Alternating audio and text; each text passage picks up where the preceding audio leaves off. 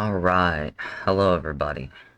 As you can see, this is the cover of my novel, Reborn, The Days of Earth, by Raphael Tiriel.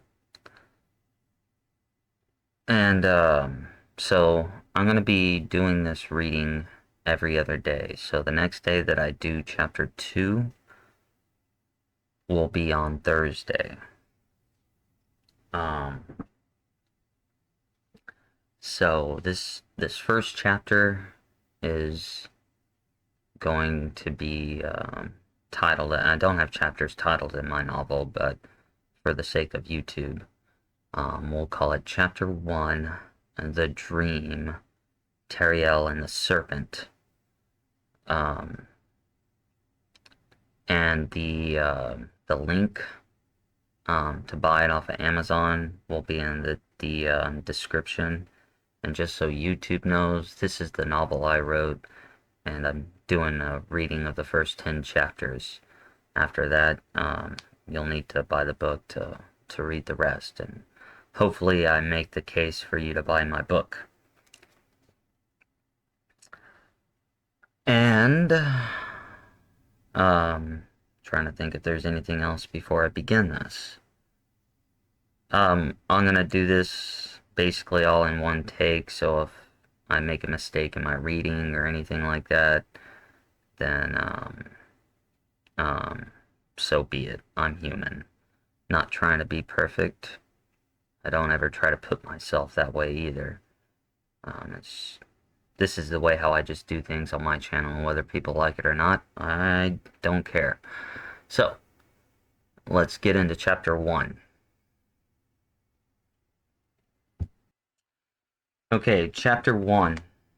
Tiriel looks at the heavens while whispering in his head. The sun slowly rises from the time it suffered from being held down, under and trapped in Hades. A red light strikes the horizon and scatters. The light shatters the night like glass as the sun breaks free from the mouth of Cerberus. The sun has finally awoken from its grave to illuminate the path of lost souls to return home. Now, the sun knows what it feels like to be cold. The moon knows this sight because its belly fills with fake light. The face of the moon melts in awe and fright. The damp, dark, cold slowly fades into warm, moist air as the dew waters the ground. The stars stretch out the sun's light to erase the darkness and engulf Tiamat in a new day as the creatures of the night scatter away. The darkness of the night vanishes as the moon takes flight, surrendering its rights. The sun will not surrender its grace.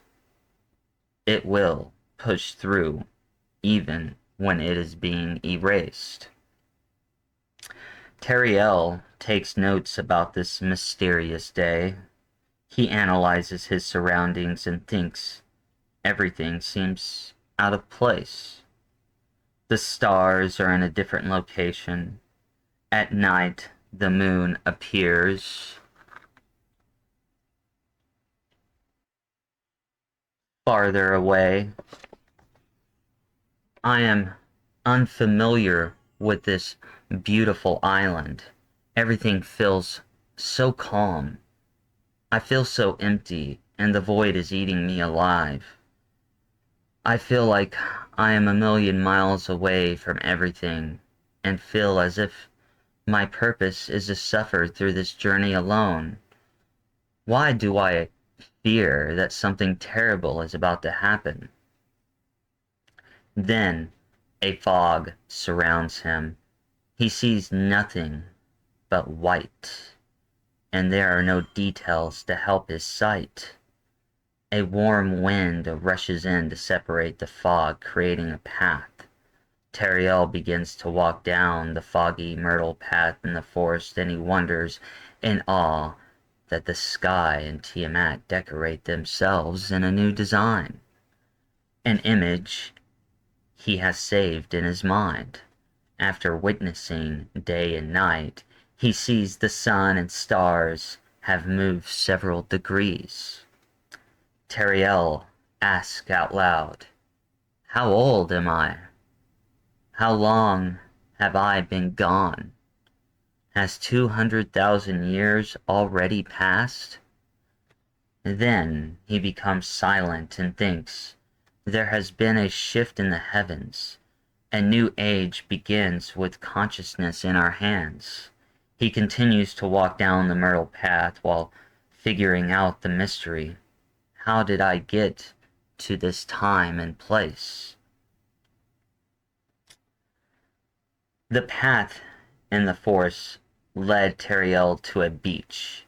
He kneels to scoop a handful of sand. He slowly let go, watching the grains of sand float away and dissolve into the air.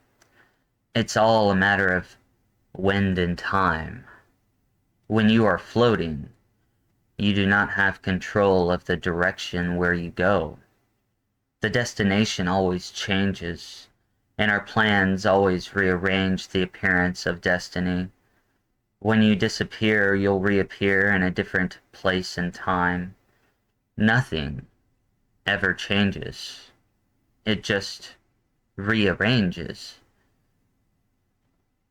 I'm cyclically trapped in time and space, with the horrors that haunt my mind. Tiriel picks himself back up and continues walking down the beach. Tiriel notices something in the tree and stares at a serpent that slithers toward Tiriel. "Hello, Tiriel."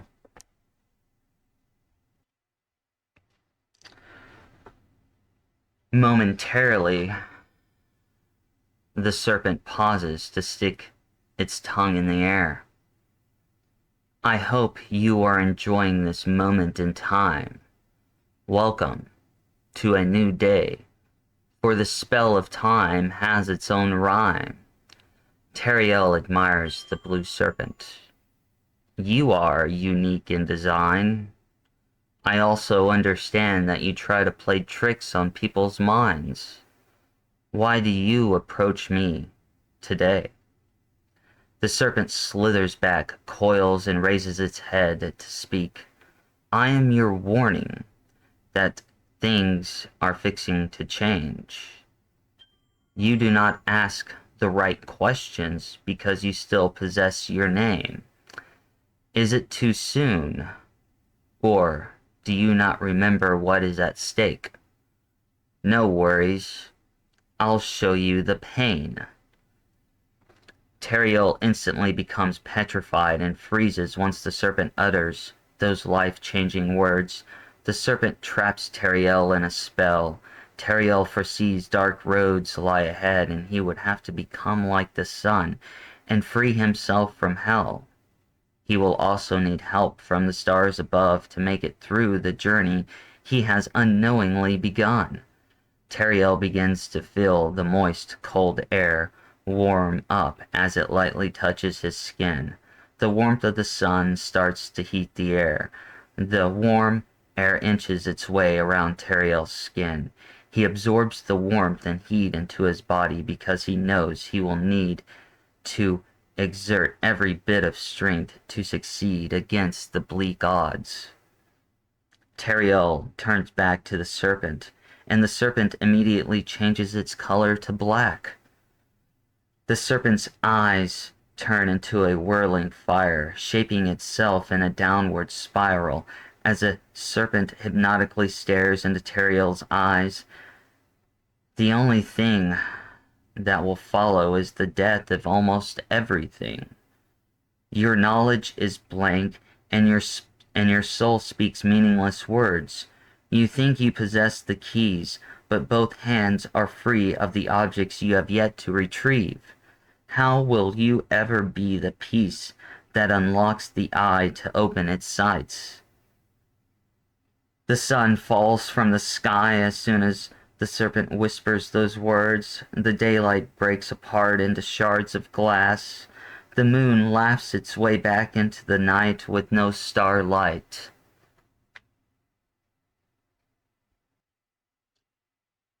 The trees lose their leaves, and the grass disappears from the land.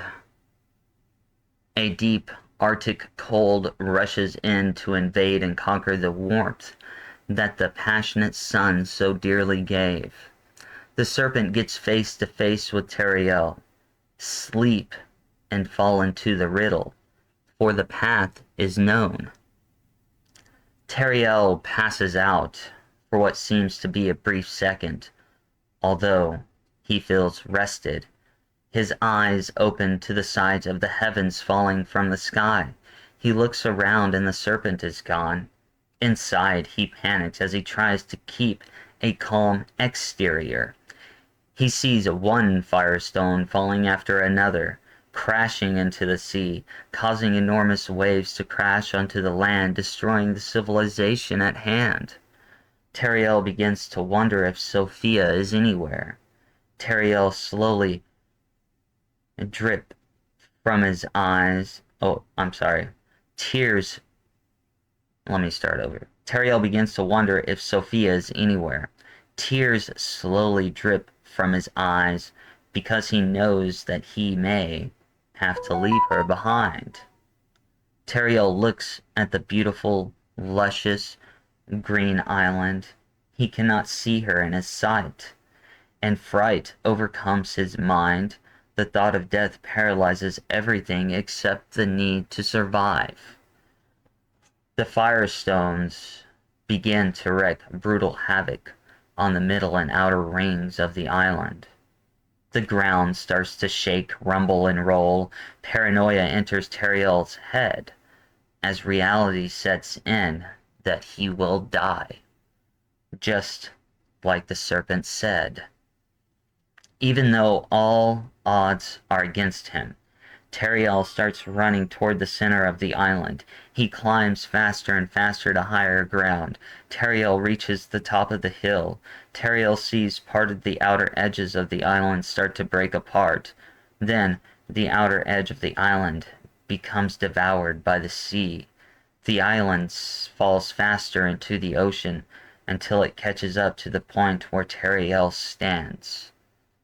As he becomes immersed in the sea, he wakes up from this horrible dream.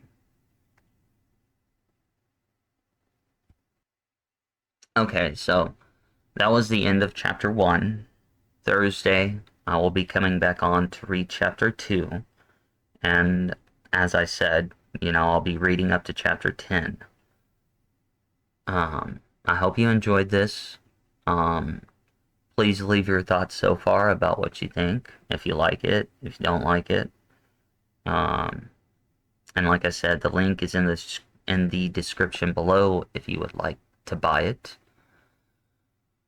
Oh, and other than that, I hope you all have a wonderful day. And this has been a Novel Reading Gesture production.